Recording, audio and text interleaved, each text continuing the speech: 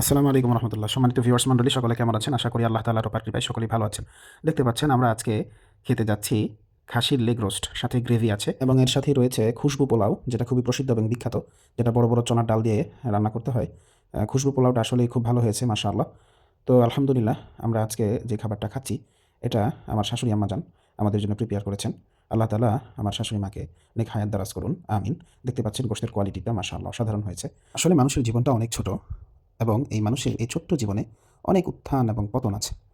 মানুষ চায় সে ভালো থাকতে, কখনো কখনো তার এই ভালো থাকাটা হয়ে ওঠে না। তো আমাদের অবশ্যই ধৈর্য ধারণ করতে হবে এবং আমাদেরকে সময়ের অপেক্ষা করতে হবে। সময়কে সময় দিন, সময় আপনার জন্য ইনশাআল্লাহ কথা বলবে। আরেকটি বিষয় খুব ভালোভাবে খেয়াল রাখতে হবে, যে রাতের আঁধার রয়েছে ওই রাতের পর অবশ্যই দিন হবে, ভোরের আলো উঠবে। সুতরাং আমরা অন্ধকারকে ভয় না করে দিনের আলোর অপেক্ষা করি, আমাদের ভালো সময়ের অপেক্ষা করি। ইনশাআল্লাহ আল্লাহ রাব্বুল আলামিন আমাদেরকে ভালো এবং সফলতার যে স্তর এখানে নিয়ে যাবেন ইনশাআল্লাহ। তো ভালো থাকবেন, সুস্থ থাকবেন। আর যে বিষয়টা না বললেই নয়, আমরা অ্যাজ এ মুসলিম হিসেবে অবশ্যই আল্লাহর ইবাদত করব। এই যে আমরা খাবার খাচ্ছি এটা আমাদের দেহকে সতেজ রাখে, ভালো রাখে।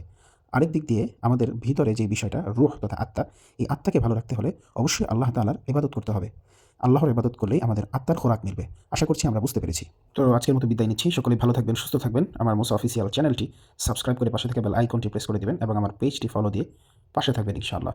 আবারও দেখা হবে নতুন কোনো ভিডিওতে। আসসালামু আলাইকুম ওয়া রাহমাতুল্লাহি ওয়া বারাকাতুহু।